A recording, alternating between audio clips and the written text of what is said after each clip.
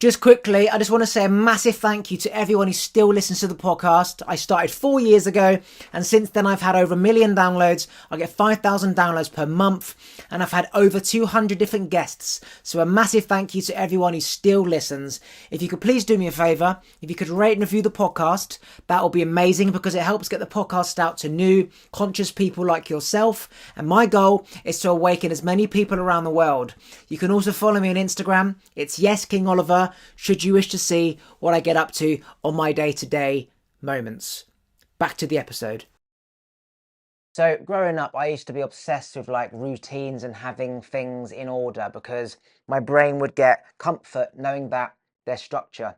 And as a kid, I had no structure. Everything was just chaos. And there was just so many thoughts in my head that I really had no discipline with my life. And so when I was younger, I started to implement very strict routines where I'd be obsessed. Like I would do meditation every day at the spa, in the sauna, in the jacuzzi. And I wouldn't do anything else other than that.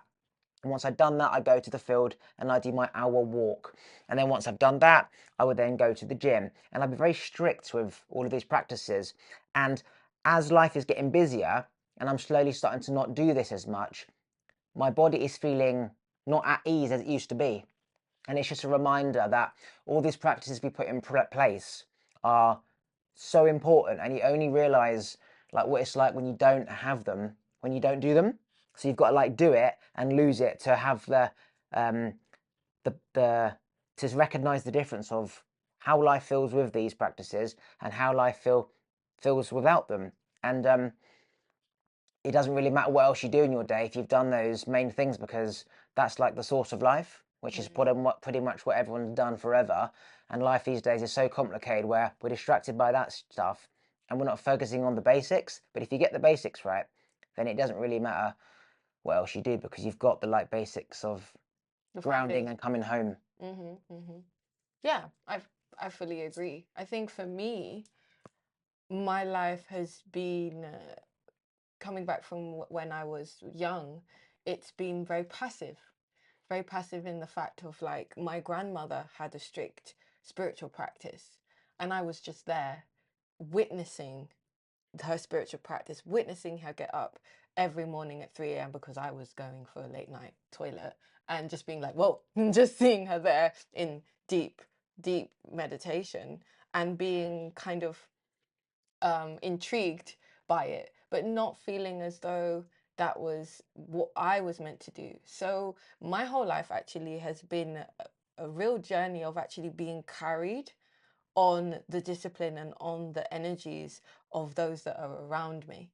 And it was only as I got older and I got more disturbed with mental health issues and drug abuse and all these kind of things that I realized that my association, so the people that I'm around, are really important.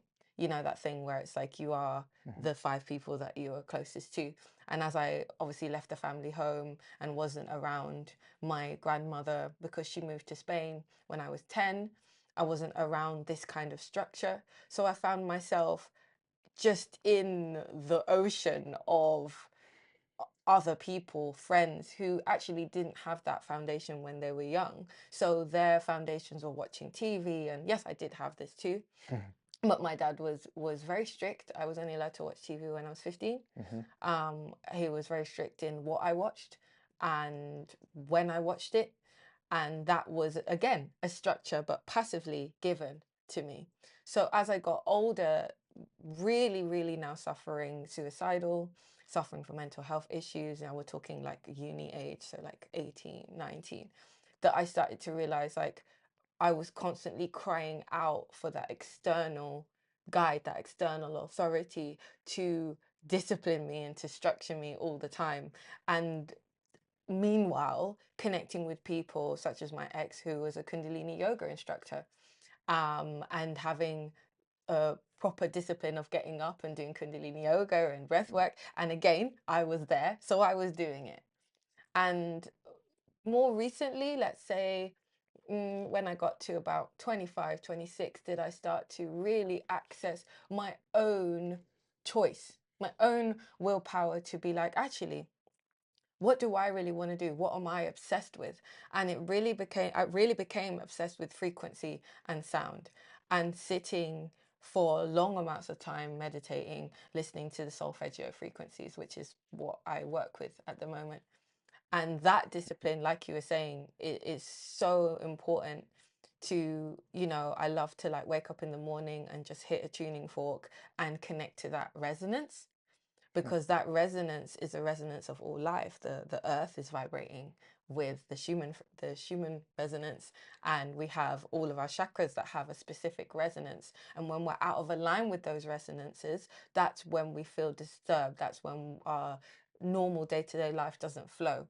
So you were saying that when you were in the sauna, when you're doing these practices, that was actually practices that were aligning you to these resonances, to these higher resonances of your higher consciousness and your soul frequency. And so therefore you were feeling at rest, you were feeling aligned, and you were able to do the things that you were doing. So yeah, same for me. Like, I'm human. I go in and out, in and out. And that's, where I'm honestly at the moment. It's not so easy. It's interesting you say about the solfeggio frequencies, because I too used to just play, like, I'd be in my room, I'd be in the house, my parents would be at work, and I just have my speaker playing this high-pitched sound, and it would just take me into another world. It would allow me to access like consciousness that I could only really access with this help for the frequency. And if I was on a train or on a walk, I would just play it. And my mum would always be like, "Can you turn off that stupid noise?" And I'm like, it's healing cancer. Like, you need to listen to it as well, Healing right? cancer. So, and I used to, that used to comfort me so much. And I used to Mhm. fall asleep with that. I used to have that sound playing from my phone. Little did I know about having phones close your head on charge, before I knew that shit. But I used to fall asleep with, I'd wake up in this like really heightened state of awareness. It's almost like, imagine being so grounded and so deeply in a meditative state that you can hear sounds, because you've now become like attuned to the frequencies in the atmosphere based on hearing that sound all night. And like with the meditation, I only realize how like anxious I am if I don't do it. And I did it every day religiously. It was the stretching, it was the meditation, it was the breath work, and it was the ice bath. I move out here, everything goes, so busy here. And it's just like a reinforcement of going back to what we used to do. Like you mentioned about the frequencies. I literally 2 days ago was going to have a shower and play the 528 hertz, because I used to shower every morning with the, because it would charge the water would go into my body would become that hertz.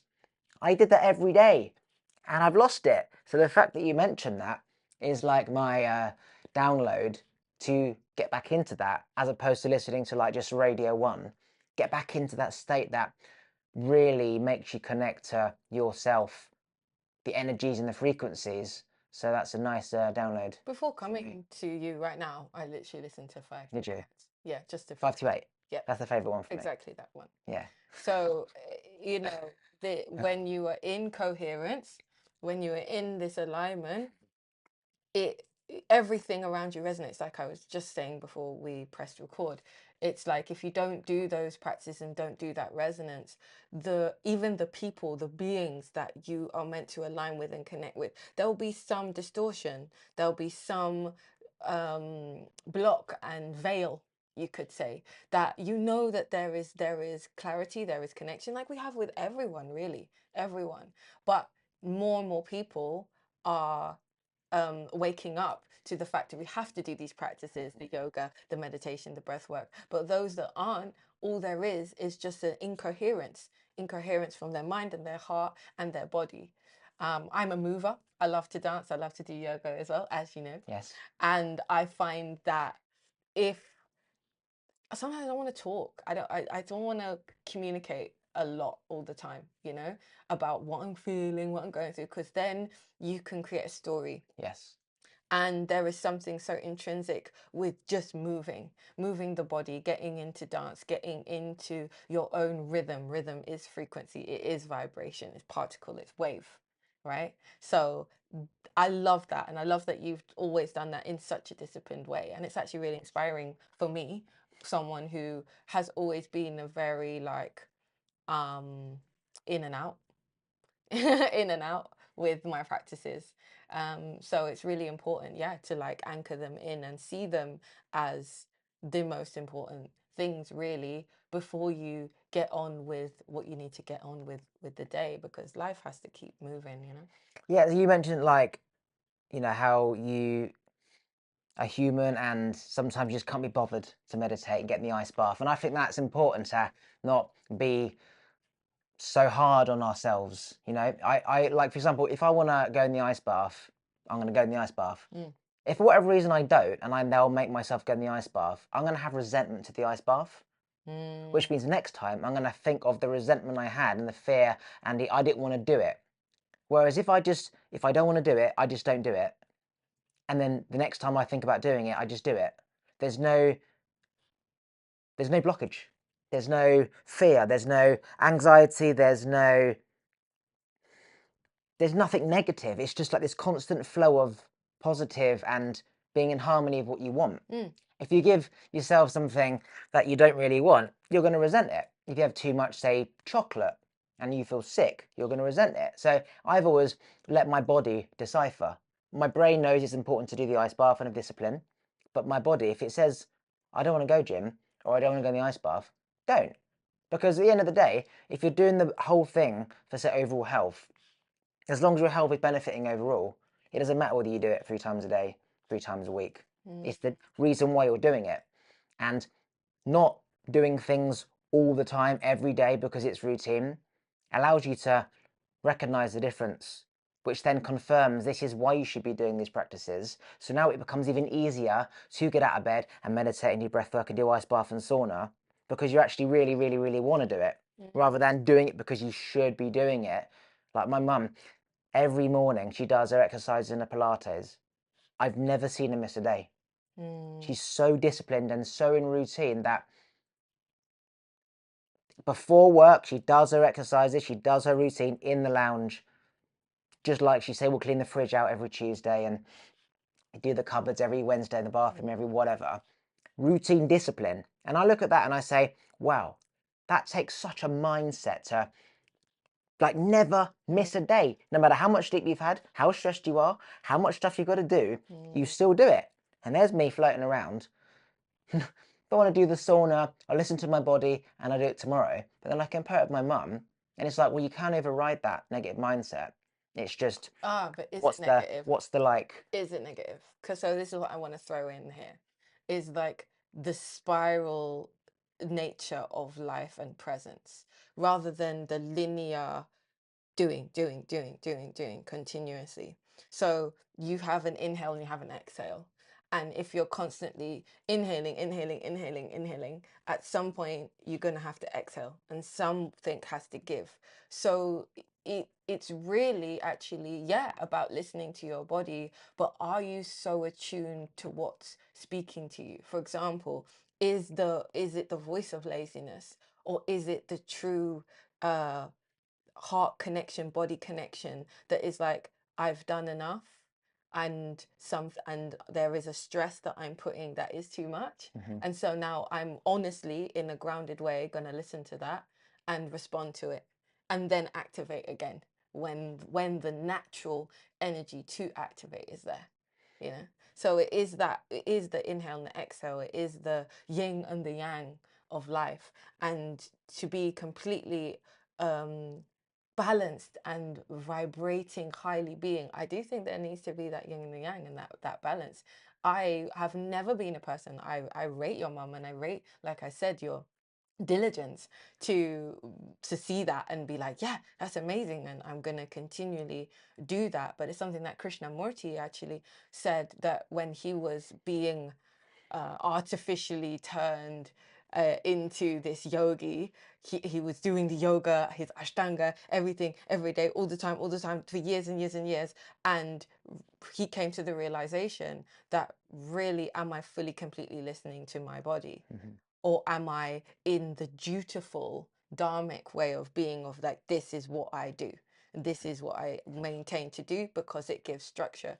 I think we really need that. Like the world, so much is lacking. So much is lacking the Shiva, which is this structure, is the boundaries, is the masculine discipline of like, I'm going to do this and at this time, and I'm going to stop at this time. But the Shakti, the energy, and how the energy wants to move, which is dynamic, which can take you into another space, you have to create space for. And if you're constantly on the track of every day, this time, there's not space for Shakti. There's not space for the feminine energy to shift you into some place new that you've never experienced before. And that is also valuable, you know? So both need to be there balanced, you know? Yes. When you feel the imbalance, that's maybe where it's negative, no? Yeah, so for example, like yesterday or the day before, I was in the sauna, I was getting really hot, I wanted to go in the ice bath. I showered, opened the lid, I don't want to do it. But the day after and the day before, 3 minutes easy peasy. So you talk about the laziness. Is it because you're lazy? Is it because that, you know, is there a deeper reason why you don't want to do it? Or is it just, I'm listening to my body? Let's just say my body has come across a pathogen in the air. It's not a complete flu, but it's small amounts of viruses, right? And my body isn't 100% as it is because I'm fighting off 2% of some virus I don't even know is there. But if I go in the ice bath, it will take more energy. And so my body needs the energy to, say, fight off a virus, right? Or whatever reason. It could be because I had half an hour less sleep than I normally do, and it takes a lot out of somebody to sit in a cold bath, right? It doesn't matter why. It's just getting into the habit of my body doesn't want to do it, and that's okay.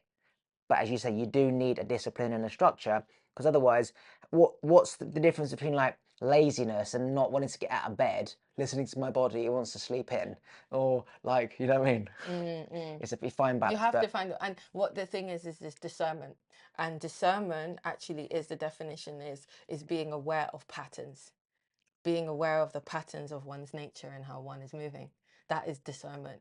So if you have a high level of discernment, which a lot of the time is actually high level intelligent people, high level thinkers, such as yourself, who is meditating, who is doing certain things, who is aware of things beyond the norm, and who is open to the right brain of creativity and balancing that with our logic side.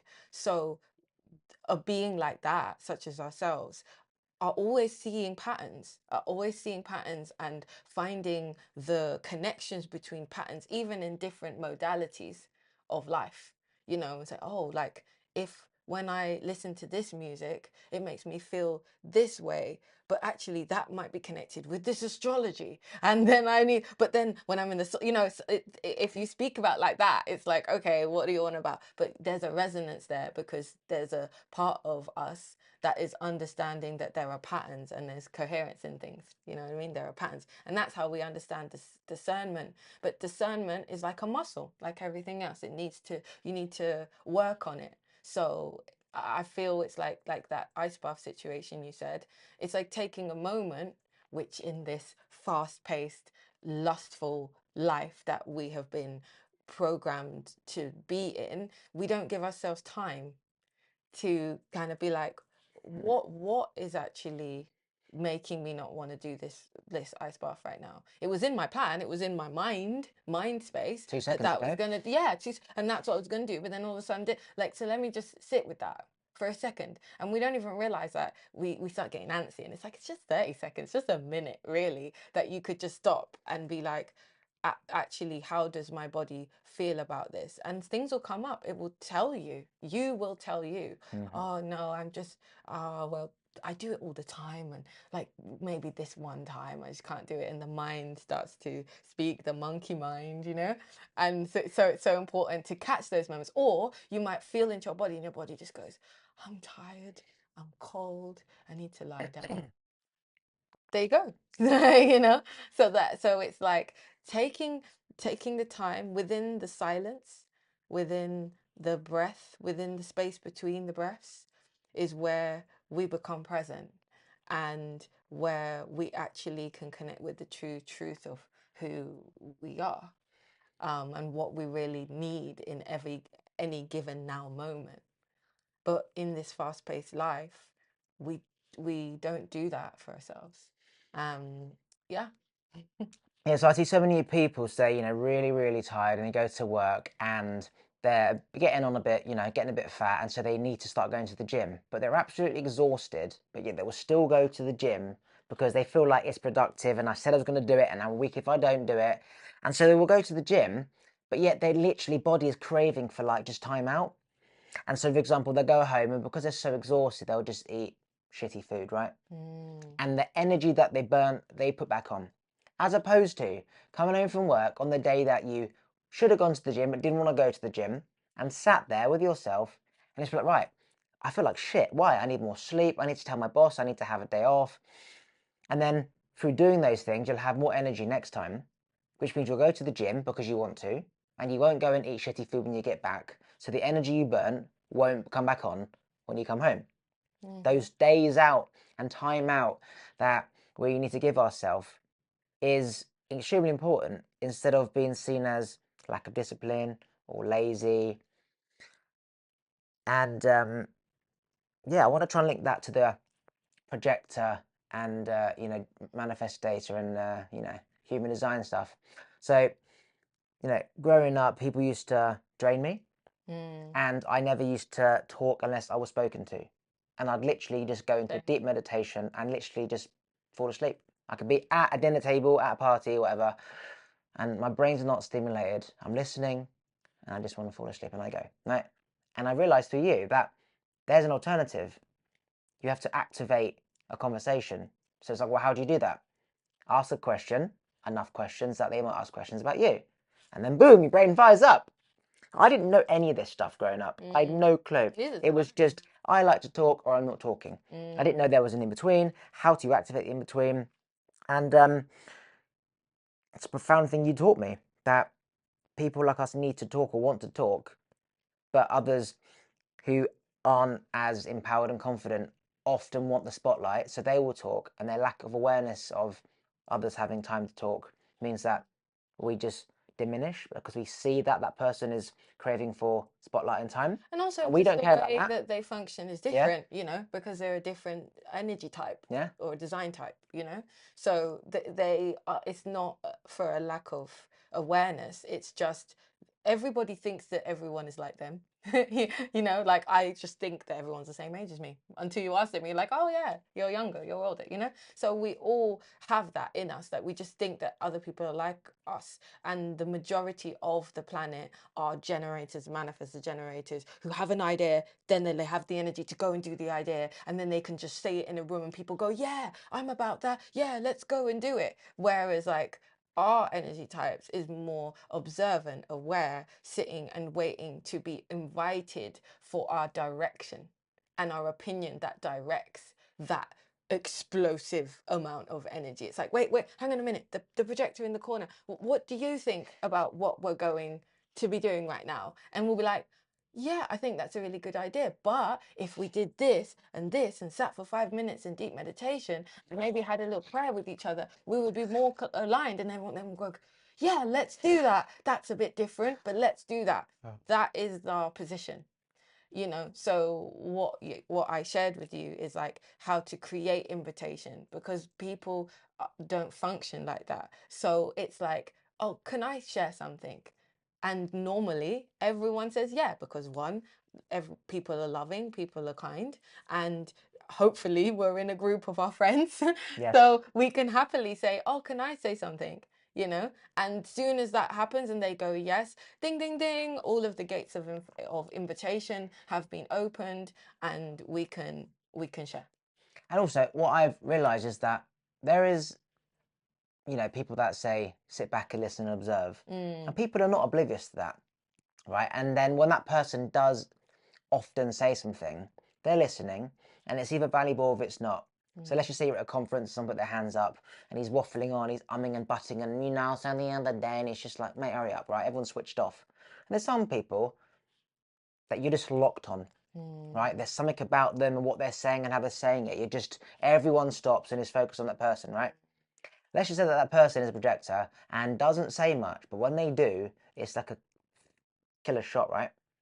Now, next time that person puts their hand up, they remember, oh, last time that person was here, he was quiet, or she was quiet. But when they said something, it was so profound. And it made everyone, including myself, think. So now we can just sit back and relax and knows that when he puts his hand up, people are listening. And it's not about just talking all the time. It's about like only saying what's necessary.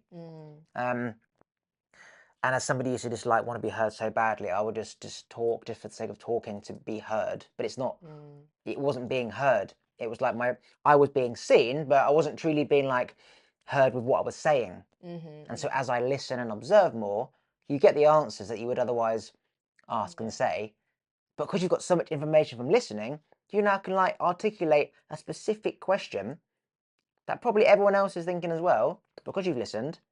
And then you can like just say something, and it's often more profound than just speaking all the time. Yeah, and as projectors as well, it's like it's annoying. I will have to say, like can be frustrating to know that you have to wait for an invitation, but also the invitation can expire. Yes. You know, so you can feel as though you're speaking, you're sharing, and then somebody will just glaze over, and their capacity will go, and you will now be back in the shadow, and the veil will descend. You know, and it's about sensing that, feeling that, being aware of that. And so that we don't get bitter, because that's our shadow thing, is that then we build resentment and bitter because like, why no one listened to me, no one's listening to me, and I've got so much to say, and you know. But it's actually because we weren't attuned to the moment when the other decline, like disconnected from the information, and the invitation was declined at that point, when they were like, okay, I've had enough of the information. You know, one thing I found about projectors is actually like our codex, our way of being is completely of service. Like we can't not be of service because of that fact. We have to be invited, you know what I mean? Like we have to be invited into the space, onto the round table of discussion, so that we can share our information, because it's so penetrative, it's so fine-tuned, it's because of our awareness is so vast, and the way in which we are tapping into other people's energy fields as well, into their auric field, and we're seeing this and we're seeing that and we're seeing that, and also we're seeing things about them or about a situation that they don't even see. So can you imagine how overwhelming and abrupt that could be to other human design types? You know, it's a lot. So there is a fail-safe in our creation, that is the invitation part. If we didn't have that, oh my gosh, we would take over the world. Yes. If we didn't have the, oh, you need to be invited, Yes. there would just be this like bombardment, and there would just, everyone would be like, oh, I wasn't ready to see that about myself, but I know you're right. And Oh, also God. sometimes as well, it's within the name. Projectors can project. Yeah. And that's another shadow aspect of us that we need to be wary of. It's like, we can, depending on our own health of emotions and mental state, we can, I've done it a lot, sadly, in my life, where like I've gone into a bit of a mental tizzy, and I've been like, but you're feeling this, and you're doing this, and this is actually what's happening in your life, because I'm projecting. Like I actually am projecting. So it's really important for us to drop into our center and to be balanced and in coherence, in mind and heart coherence, doing our practices, being rested because we don't have the same amount of energy, and then realizing, am I actually feeling this person? And do they need to hear? What is the invitation open for them to hear this? Easy peasy. How do I do that? I have something that I would like to tell you. Would you like to hear it? Or I'm sensing something about you. Would you like to know? Boom, that's it. And then they'll be like, oh, yeah, yeah. Oh, I feel safe to hear that. Cool. Then we can share it, you know? So that's literally my next question, which is what techniques can you share to projectors? So you've just said that rather than just saying, by the way, you know, you need to deal with this because of this and this, it's, do you mind if I say something? Yes. Have you tried doing that? Because I can see that, you know, you're walking around the building a bit lost. Maybe just like sit down and close your eyes rather than trying to sort of find out where you're going. Because if you just sit with yourself, you might get the answers. So asking, can I share something is a massive thing. What other one? Or is there more? Was there a few? Yeah, asking asking for permission. So asking to create the invitation. Don't Yeah. wait for the Okay, invitation. because it won't come. It won't come. No, it will come. It will come. Oh, that's another thing I didn't say. It will come when this is the main key for projectors is we have to always be showing up.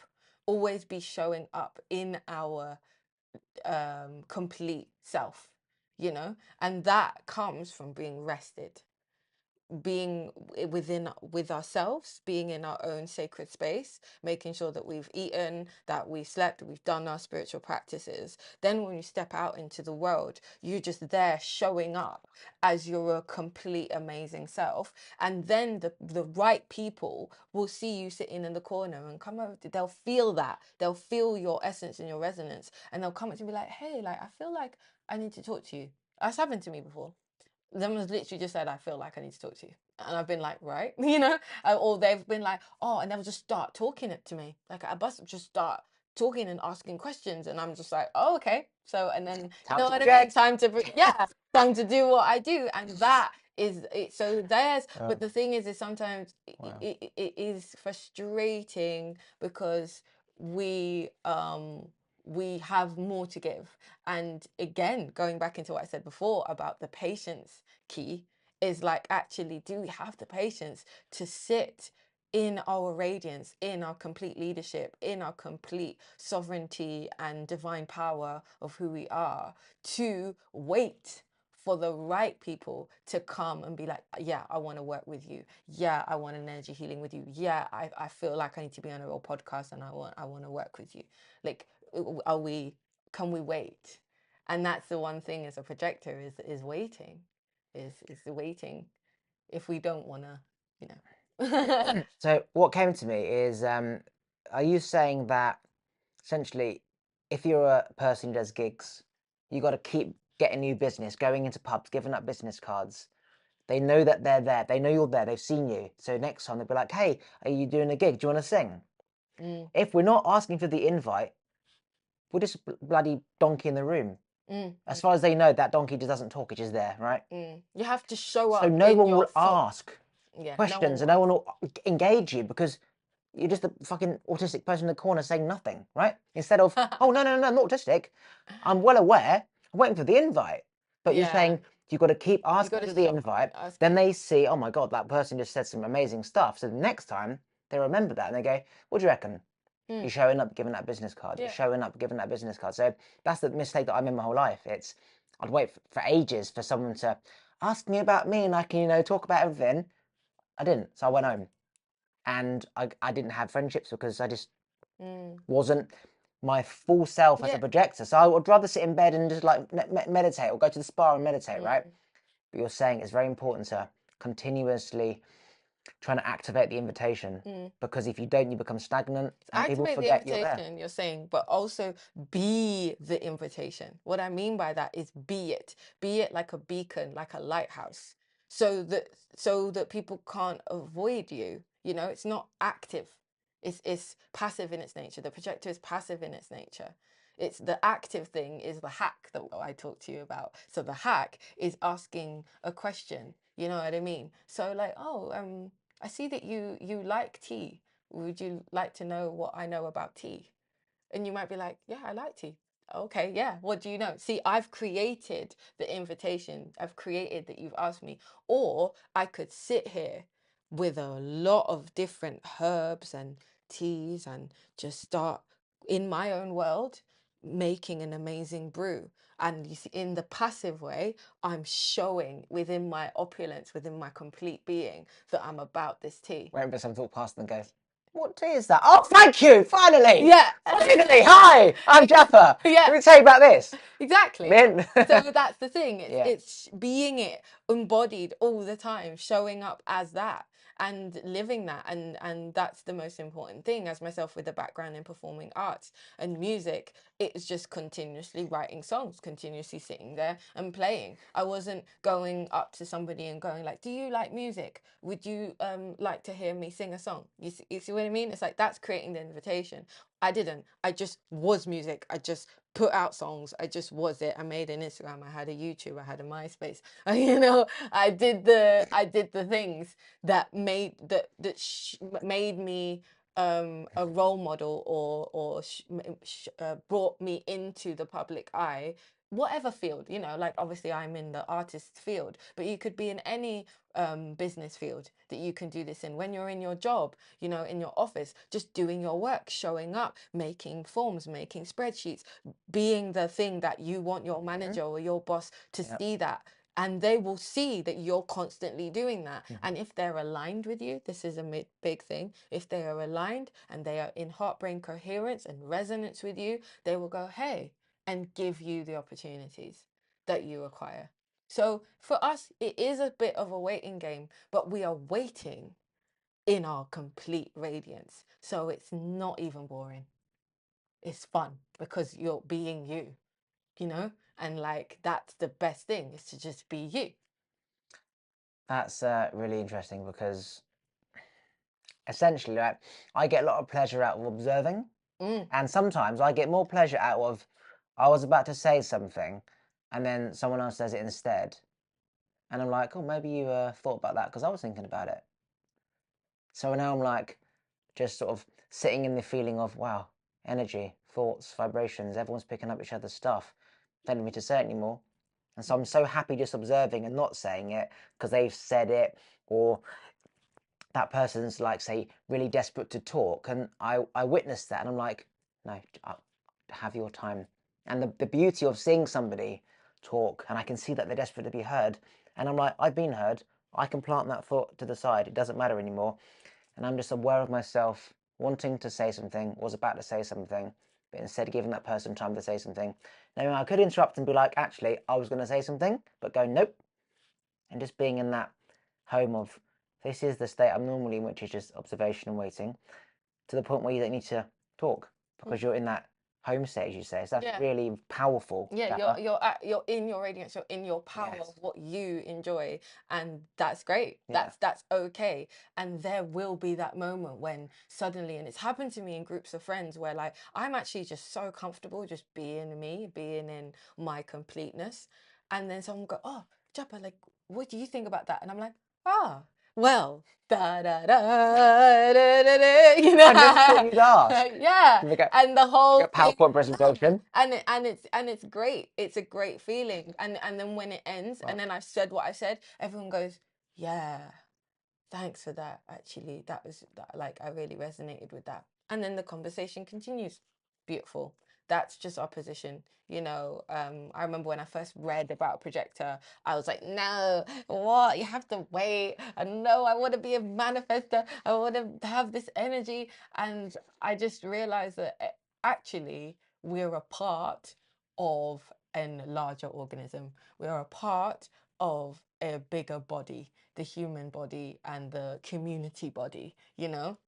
And so everyone is needed, for their strengths and their weaknesses are all needed. So if I stayed in that mindset of like, oh, I don't want to be a projector, I don't want to wait for invitation and all this kind of stuff, then I wouldn't be showing up for the larger organism, for the larger community, and having my seat at the table. There would just be an empty space, and everyone else that I think I want to be like will be like, well, we need this person, we need this piece to the puzzle. The wheel isn't turning, the machine isn't going, it's not running, because this person is trying to be someone else, you know. And that alludes to the thing of like, be yourself, you know. Yeah, and like the need for the balance. Like, you know, someone's got to kind of watch a distance. It's almost like you've got a load of like children, right? And they're all just sort of running around and having fun, but the parent is sort of keeping an eye on them, you know. And if they do hurt themselves, the parent comes in. Someone has to keep an eye, basically, the projector, witnessing and observing, calculating everything. Japa's been in the corner for 3 hours, observed 3 hours worth of information, waiting for the person to be like, Japa, you're here, what do you think? Presentation comes out. Well, actually, 3 hours ago, I observed this, right? And then you've got like this whole thing about, fuck, man, like, how did you absorb all that? Like, how? And it's just like, you just see everything, right? Yeah. What makes somebody a projector or manifestor? Is it the planets? Well, yeah, this is where Can you like, change? I'm not. No, You like can't I change. don't think it's not something that like through mind power and deep awareness you can shift your energy. It's like a deep thing of how. Let me. I don't really know the complete information about it, but my basic knowledge is that it's something to do with how your energy body and how your chakras and information are flowing. And that's very, very innate in our being and what we incarnated to be as. You can't change that. It's a very kind of like fixed kind of thing because it is to do with um energy flow and how that works within the body, within the meridians, I can imagine. Or but now, yeah, I'm going into a territory that I haven't got So amazing amounts of information on. if someone's 5 years old, can they find out if they're a projector?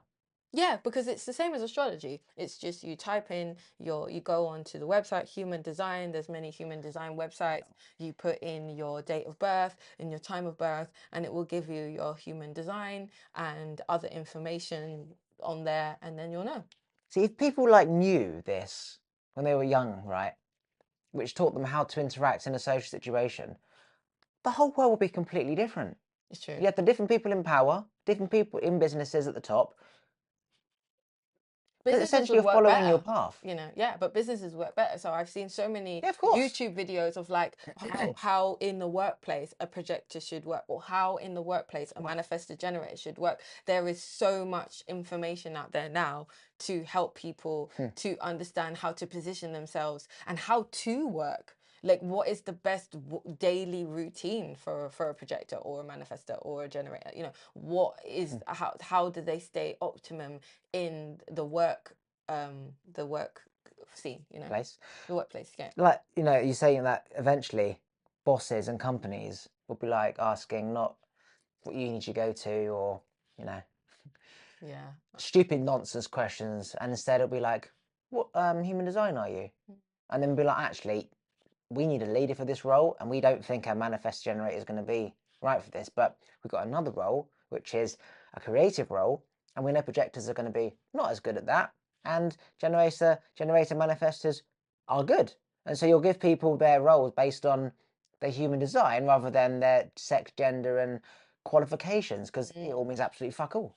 Yeah, I feel that way about astrology, even still with astrology, like, and I have a beautiful friend who is an English teacher, and she teaches like high school, primary school. Yeah, I think it's high school level kids, and she actually split her class up into their astrology, and found that they were working a lot better because she had the Aquariuses over here, and she knew how to talk to them in their specific groups. And when she told me this, I was like so happy, but also so annoyed because I was like, "Oh my God, Where could you was this when imagine?" I was Yeah, younger? exactly. I was like, "What? I want you to be my teacher." Like that would have been so. It would have been so helpful. So yeah, like exactly what you're saying. Yes, we are coming more and more, hopefully, to having that in schools and having children be taught in these specific group settings so that they can get the best out of how they function, their mind, and who they actually are. If you had one day left to live, what is the one thing that you would tell the rest of the world? Whoa, if I had one day. Don't take yourself too seriously. Smile even when you don't want to smile, because you'll find that it will lighten the mood. But don't go in the ice bath if you don't want to go in the ice bath. Yeah, don't. And do you want to promote or plug anything? Yes, if you are interested in following me, if you're interested in actually the solfeggio healing frequencies, like we talked about in the beginning of the podcast, about connecting with these frequencies that just bring you into a beautiful coherence, into clarity, into peace, that are super healing, you can check me out on japadasi.com. That is JAPADASI.com. And yeah, you can connect with me and we can have a consultation.